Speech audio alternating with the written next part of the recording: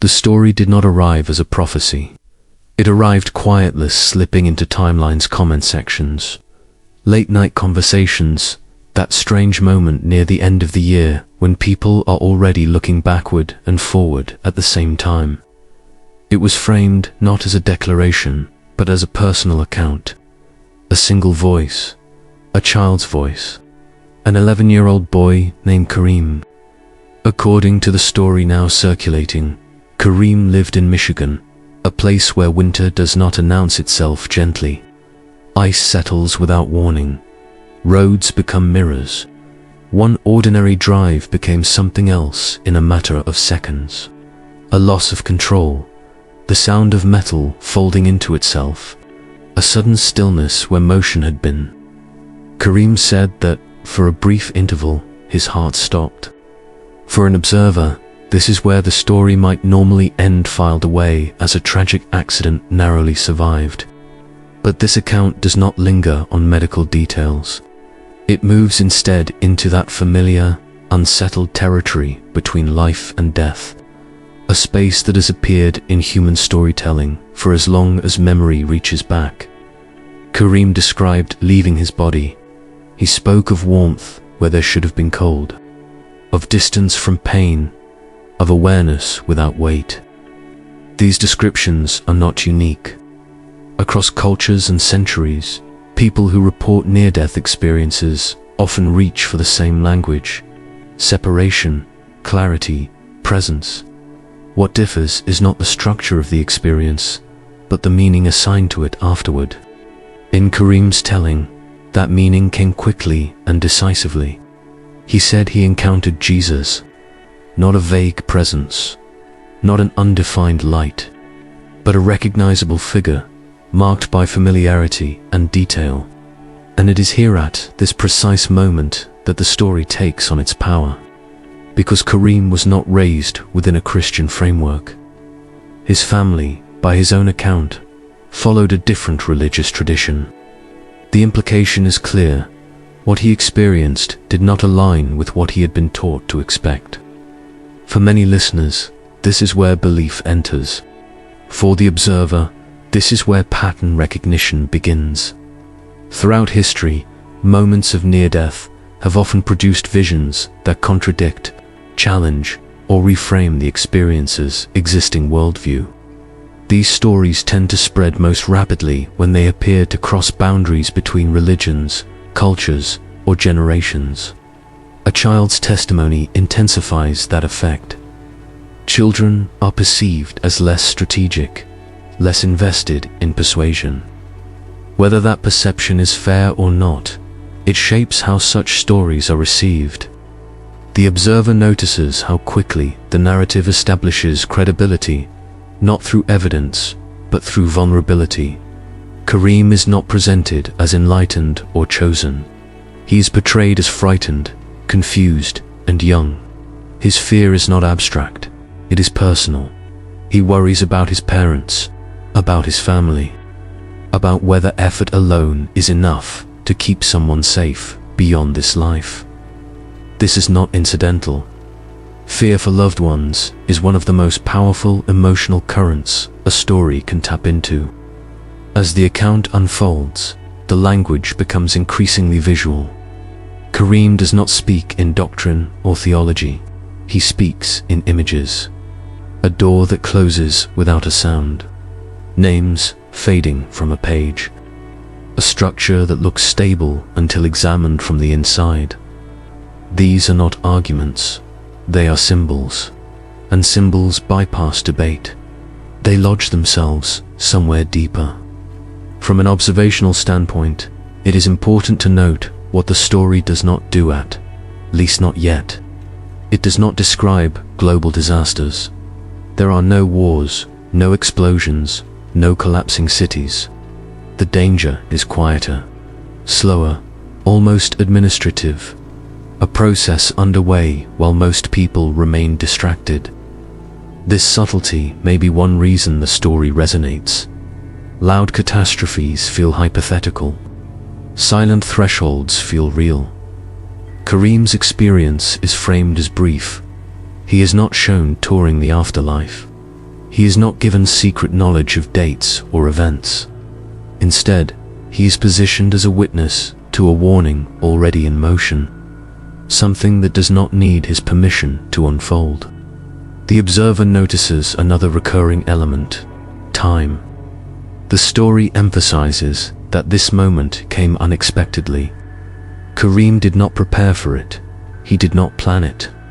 It interrupts ordinary life.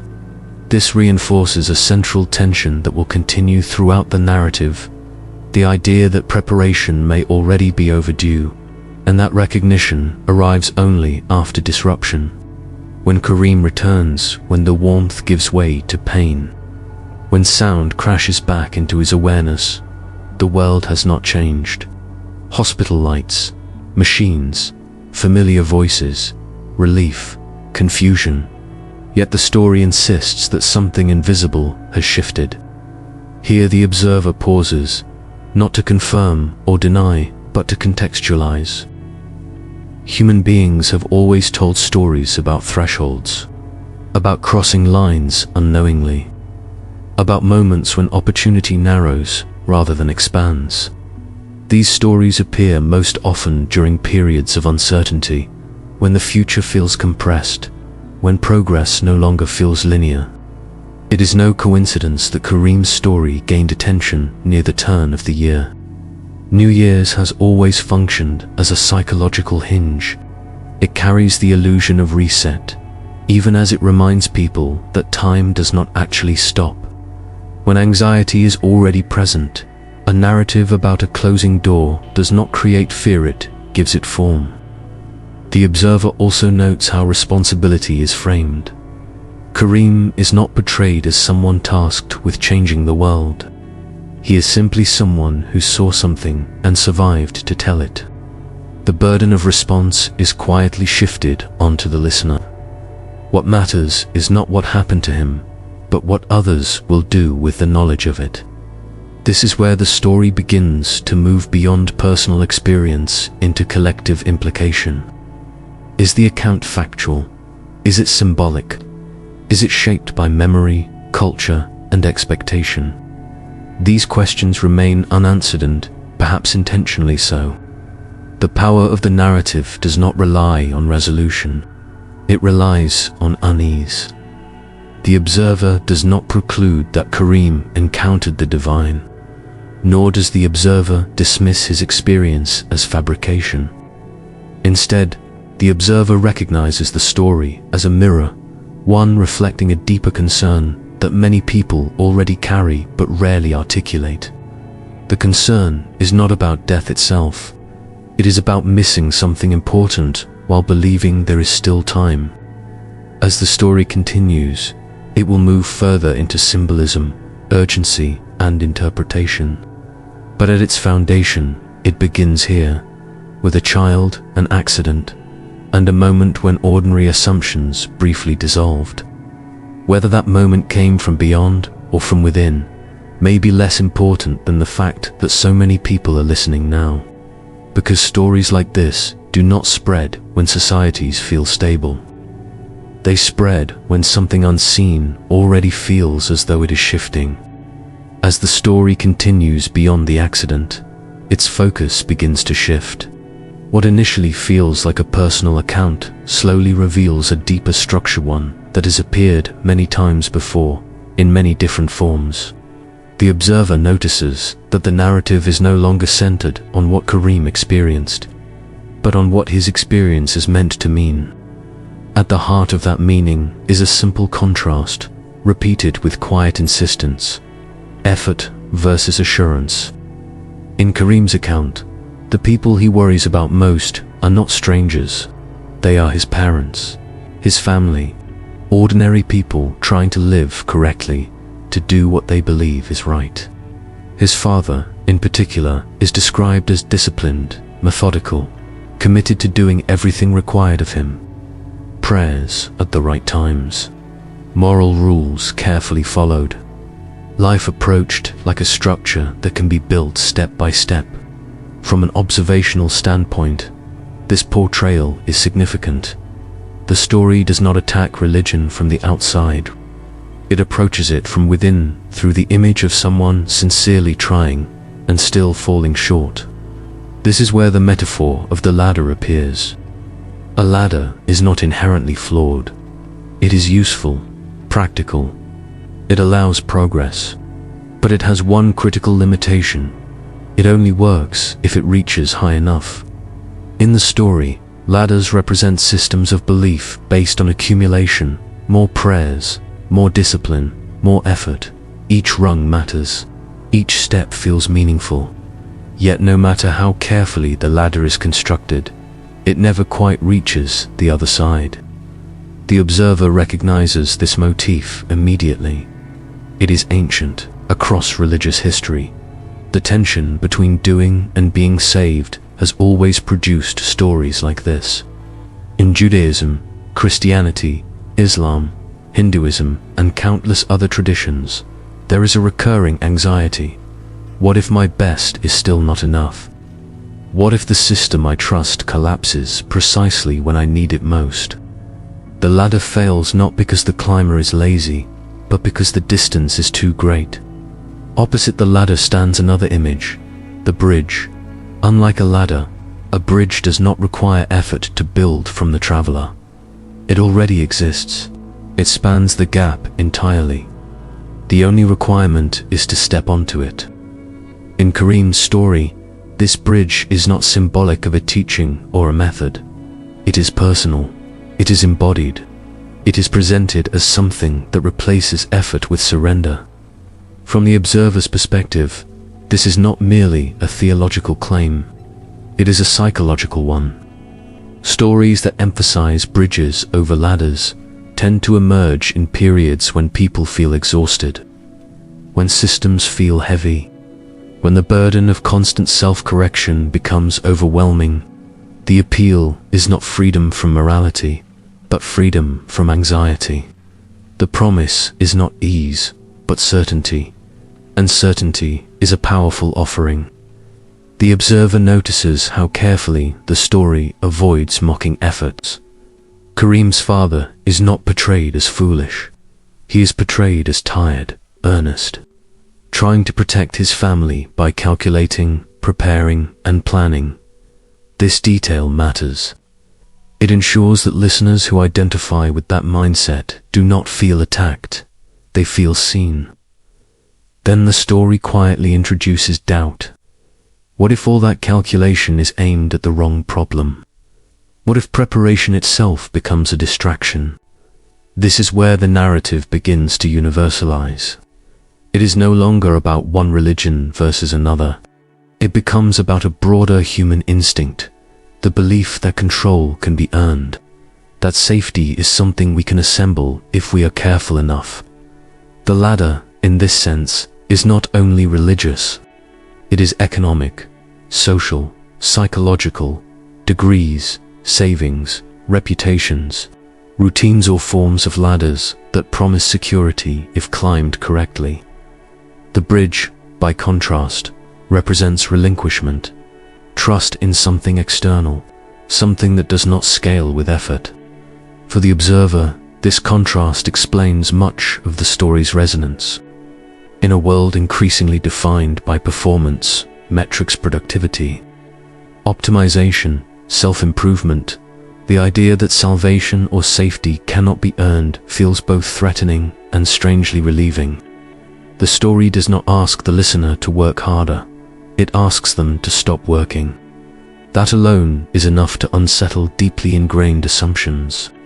The observer also notes how the narrative frames exclusivity. The bridge is presented as singular. There are no alternate crossings, no parallel structures. This sharpness is intentional. Ambiguity weakens urgency. A single path simplifies decision-making. It transforms uncertainty into choice. From a storytelling perspective, this is effective. From a sociological perspective, it is revealing. When people feel overwhelmed by complexity, they gravitate toward narratives that reduce options. A single bridge is easier to imagine than an abstract field of possibilities. A especially when the consequences of choosing incorrectly are framed as irreversible. The observer does not judge this framing. Instead, it situates it within a broader pattern. Whenever societies face rapid change, stories tend to polarize pathways: safe versus unsafe, inside versus outside, before versus after. Kareem's story fits cleanly into this structure. What makes it more compelling is the absence of triumph. There is no victory celebration, no sense that the problem has been solved. Even after the bridge is revealed, the tone remains somber. The gap still exists. The danger has not passed. The choice remains unresolved. This is important. Resolution would allow the listener to relax. Uncertainty keeps them engaged. The observer notices that the narrative is not trying to prove anything. It is trying to reframe, to move the listener away from a mindset of accumulation and toward one of dependency, away from ladders they build themselves, and toward a crossing they did not design. Whether one accepts that framing or not, its emotional logic is clear. The ladder fails quietly.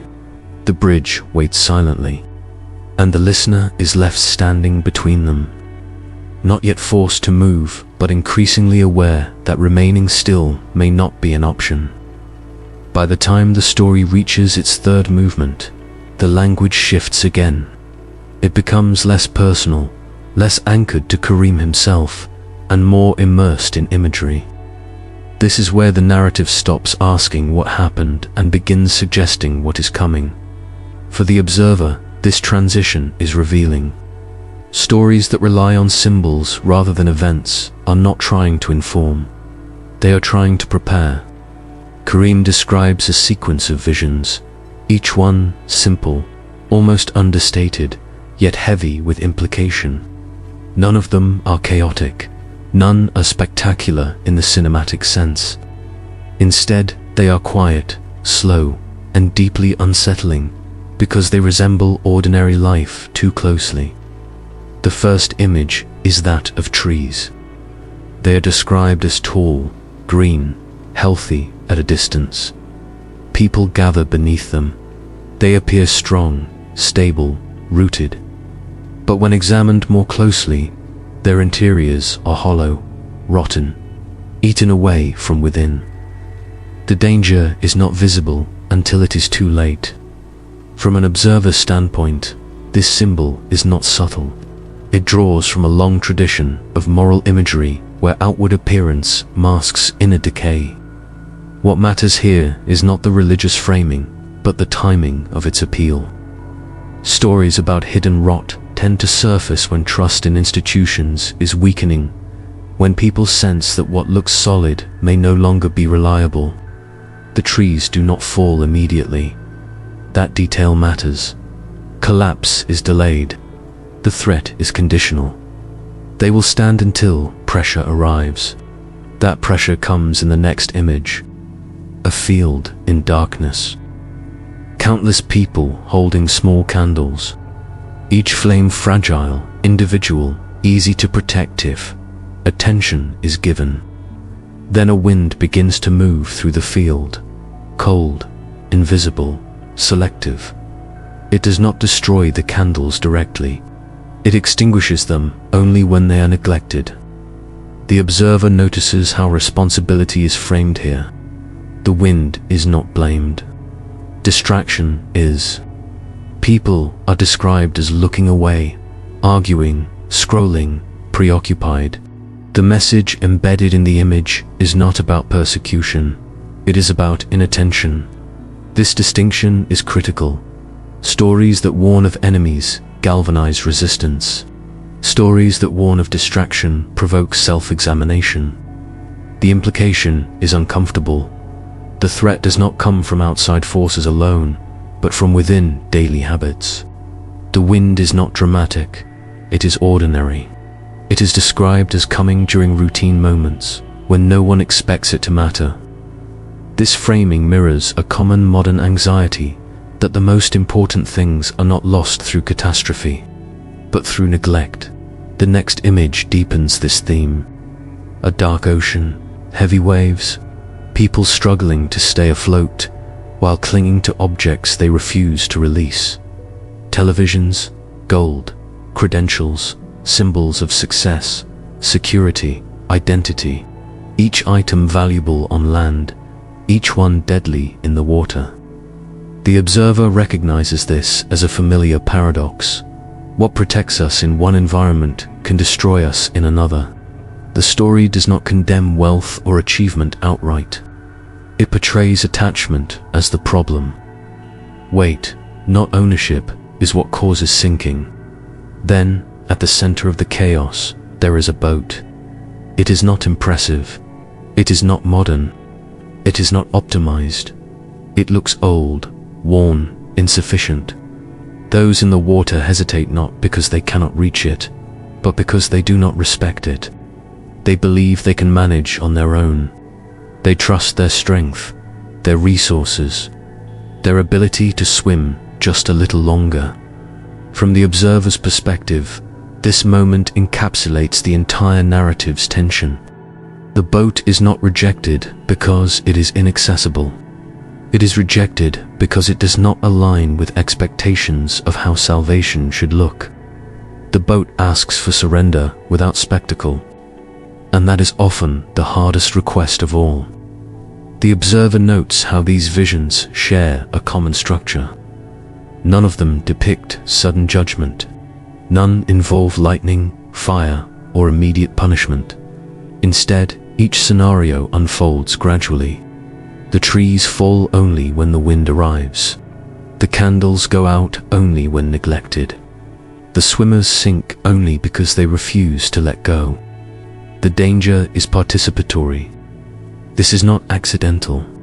Stories framed this way do not trigger panic. They trigger responsibility.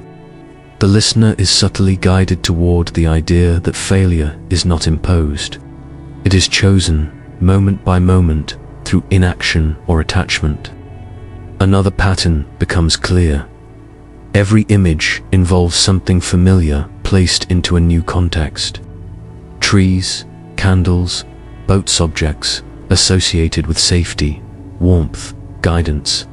The unease comes from seeing them fail. The message is not that the world is foreign, but that the familiar can no longer be relied upon in the same way. For the observer, this reflects a broader cultural mood. Many people today are not afraid of the unknown. They are afraid that what they know is no longer sufficient, that the systems they trusted were built for a different environment. The visions, taken together, do not predict specific events. They outline a condition, a moment when stability becomes conditional on awareness, when survival depends less on strength and more on discernment. And crucially, the story does not ask the listener to memorize these symbols.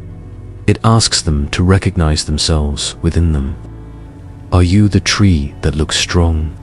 Are you the one holding a candle while looking away? Are you swimming with your hands full? These questions are never asked directly. They do not need to be. The imagery does the work silently. The observer remains cautious.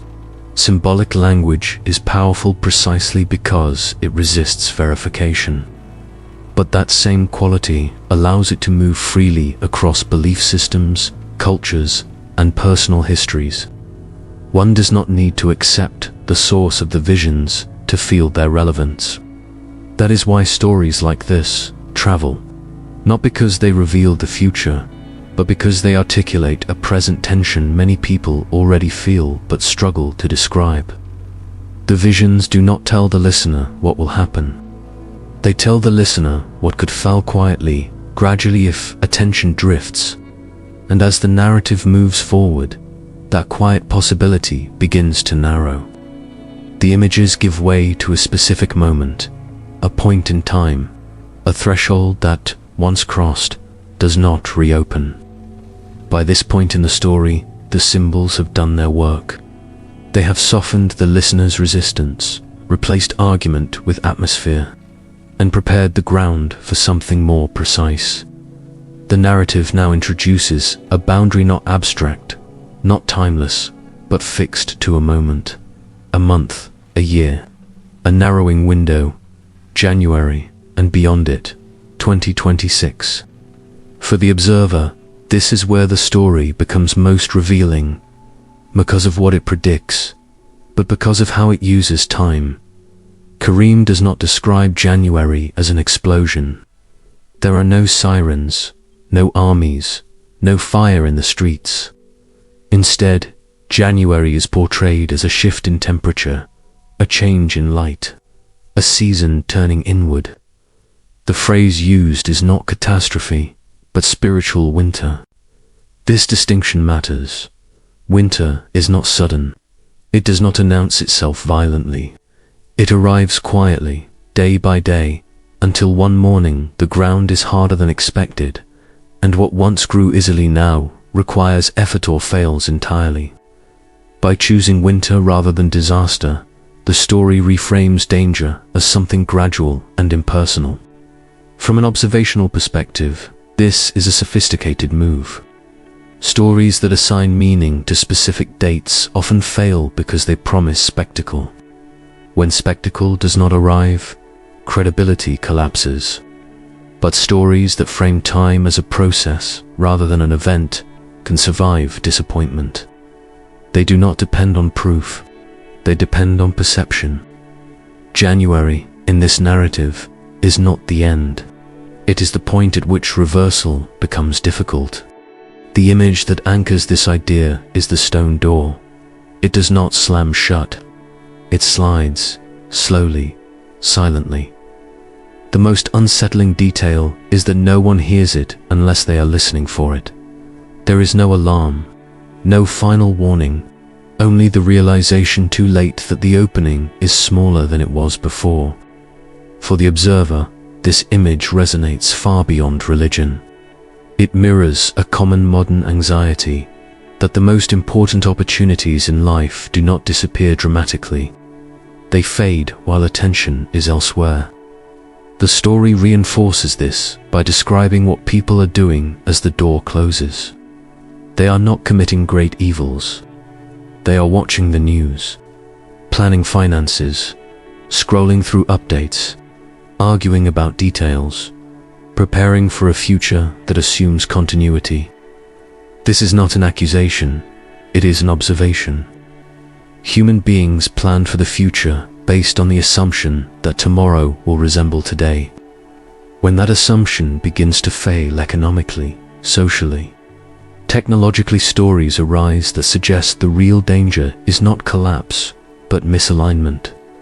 The observer notices how January functions psychologically. It is the month of resolutions, of fresh starts, of delayed seriousness. People tell themselves that change can wait until then, that clarity will arrive with the calendar. By placing the warning inside January, the story undermines that comfort. It suggests that waiting itself is the risk. 2026, then, becomes less a prediction and more a container, a symbolic horizon onto which collective unease is projected. The exact year matters less than the feeling it represents, the sense that the margin for error is shrinking. The narrative reinforces this by emphasizing decisions made quietly in high places while most people sleep. Papers signed, rules adjusted, systems shifted without public drama. Whether or not such decisions are actually occurring is beside the point. What matters is that the story aligns with a widespread suspicion that power increasingly operates beyond visibility. This suspicion is not new, but it intensifies during periods of rapid change. For the observer, it is clear that the story is not warning of a single event. It is warning of a condition, a world in which consequences arrive before awareness, where cause and effect are no longer separated by enough time to respond. The stone door symbolizes this compression of time. Once it clicks, once the moment passes, the story insists that wealth, preparation, and intelligence lose their leverage. This is not framed as punishment, but as limitation. Money cannot buy an opening that no longer exists. Effort cannot force a mechanism already locked. Again, the emphasis is not on blame, it is on timing.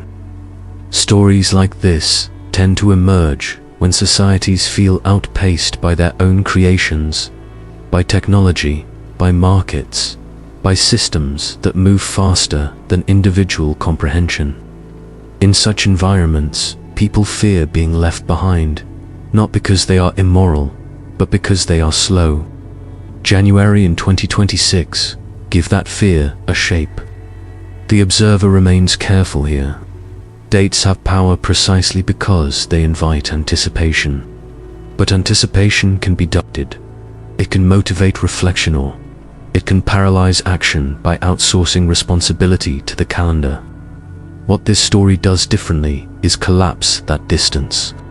January is not portrayed as far away. It is imminent, already beginning. The listener is placed not before the door, but beside it, watching it move.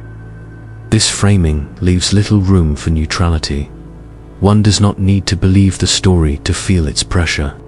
The pressure comes from recognition that many aspects of modern life already feel as though they are narrowing options rather than expanding them. The observer does not conclude that a literal door is closing, but it is difficult to ignore that many people already feel as though something intangible, stability, trust, coherence is harder to access than it once was. The story gives that feeling a calendar, and as it does, it prepares the listener for its final move, not a prediction, but a request. Not an explanation, but a response. A question about what, if anything, should be let go of before the opening becomes too small to pass through. As the story reaches its final movement, it slows. The urgency that built quietly through symbols and thresholds begins to soften, not into relief, but into reflection. This is where the narrative stops pointing outward and turns inward, asking not what is about to happen, but what the listener is holding onto as it happens. In Kareem's account, the conclusion is framed as a choice, not a dramatic one, no spectacle, no demand for public allegiance, just an invitation to release weight before it becomes impossible to swim, to step onto something simple rather than impressive, to stop building upward and instead cross over. From an observer's perspective, this moment is less about theology and more about human behavior under uncertainty. Throughout the story, the objects people cling to are never portrayed as evil. They are familiar, useful, hard-earned. The danger arises only when context changes, when what once provided security becomes a burden. This framing resonates because it mirrors real experience. Skills, beliefs, and strategies that once worked can become liabilities when conditions shift. The story's final appeals, tripped of religious languages, not to believe differently, but to prioritize differently. Attention over distraction, connection over accumulation, awareness over assumption. The repeated emphasis on family is telling. In moments of perceived instability, people instinctively return to what feels most concrete: relationships, forgiveness, presence. These are not abstract ideals. They are anchors, things that can be repaired, strengthened, or neglected long before any symbolic door closes. The observer notices that the narrative never actually resolves the tension it creates. There is no confirmation that the door closes, no proof that the bridge is crossed. The listener is left in suspension. This is intentional. Closure would allow detachment. Uncertainty demands participation, and yet the ending does not feel threatening. It feels quiet, almost tender. The story does not say that time has run out. It suggests that time is being misunderstood. The real risk, it implies, is not missing a date, but drifting through moments that require attention. not failing a test, but ignoring the question entirely. As the imagery fades, what remains is not fear, but awareness. The sense that something subtle is already underway, not in the world at large, but in individual lives. A gradual narrowing of what feels meaningful. A growing distance between motion and direction. The observer does not conclude that Kareem's story is a warning from beyond, nor does the observer dismiss it as imagination or manipulation. Instead, it stands as a signal, one of many, that people are searching for language to describe a shared feeling of transition, a sense that something old is no longer holding, and something new has not yet fully appeared. In that space between, stories emerge. They do not always tell us what will happen. Sometimes, they simply ask whether we are paying attention while it does. The story ends, then not with an answer, but with a stillness, a moment to breathe, a moment to notice what we are carrying, and whether, if the opening narrowed just a little more, we would know what to set down.